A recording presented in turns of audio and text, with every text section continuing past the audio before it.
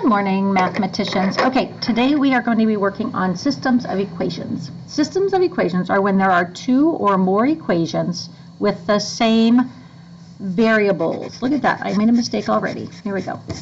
Let me put it up. Go ahead and pause the video and write down the definition if you need to. Okay, so two or more equations with the same variables. Now, there's several ways to solve a system of equations. Today, we're going to work on graphically solving our systems.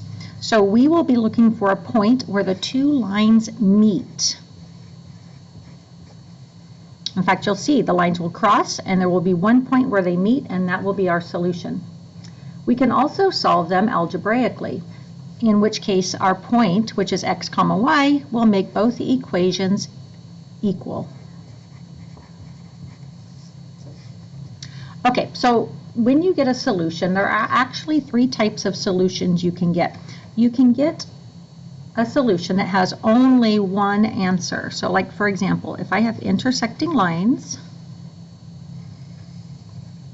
this one has one solution. See, there's one spot where our two lines are crossing. That is considered one solution, and we would write the answer in x comma y format. The second type of solution is actually no solution. That's when we get parallel lines. So your graph will look something like this. Notice that my two lines will never touch. They are parallel, so there is no solution. And I write it just like that. We can also have a solution that is what we call infinitely many. When you go to graph the line, you will get a line like this. But then you'll notice that as you graph the second line, it is exactly the same line, like they lie right on top of each other. That is called infinitely many solutions. That means no matter what solution you plug in, it will work for everything. When it's an infinite solution, we go ahead and do this sideways 8 to show infinite solution.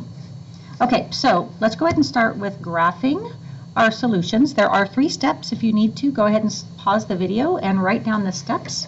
The first thing we're going to do is rewrite our equations in slope-intercept form. Then we will graph the lines, and then we'll identify the solutions, and we'll write them either as one solution, no solution, or infinitely many.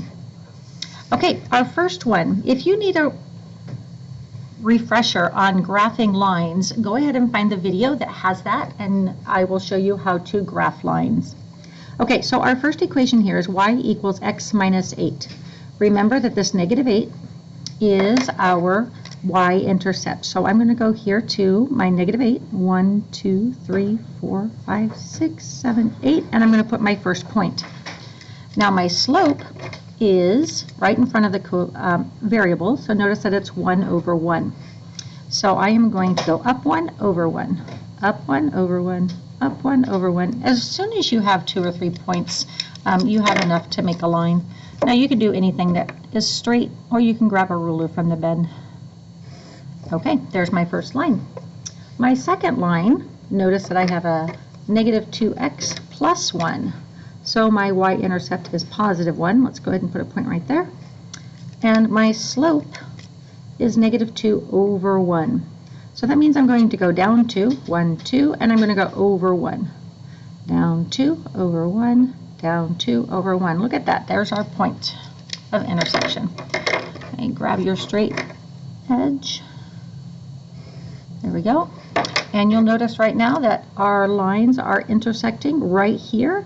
That means this point is my solution. It is the point that makes both equations work. Now, what is that point? Let's go ahead and figure that out. Let's see, we start at 0, 1, 2, 3. So it's at 3, comma, let's count how many down. 1, 2, 3, 4, 5. Okay, 3, comma, negative 5 is our solution. Okay, let's go ahead and do one on the back.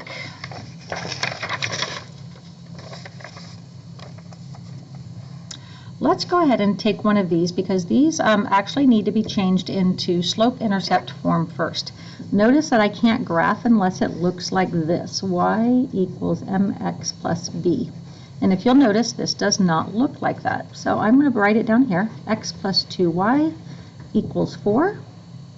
I have to turn this into slope-intercept form, which means I need to isolate my y. So I've got to move everything over to the right. I'm going to move my term by subtracting x on both sides. I'm left with 2y equals 4 minus x. Then I need to divide everything by 2. So now I have the formula y equals, I'm going to move this around so I have my variable at the front. Notice it's a negative 1/2 x, plus 2. That's interesting. What do you notice about our new equation? It looks just like our second equation. So that already tells me exactly what kind of solutions we have because they're both the same equation. But let's graph it and I'll show you what I mean by that. Okay, I've got a positive 2, so my y-intercept is at 2. Notice my slope is a negative 1 over 2, so I'm going to drop 1, then run 2. Drop 1, run 2. I've got enough points to make a line.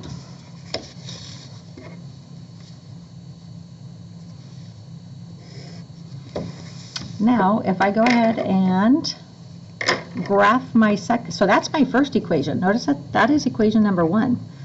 Remember, I flipped it. Now this is equation number 2. Notice I have to also start at 2. Notice they both have a 2. And again, I'm going to drop 1, run 1. Drop 1, run 1.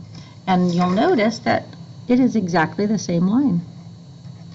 So in other words, even though they look different, they have the same infinitely many solutions, so we'll just write in our infinite sign. Okay, go ahead and practice a few. If you need to, you can check on Delta Math. There are more videos.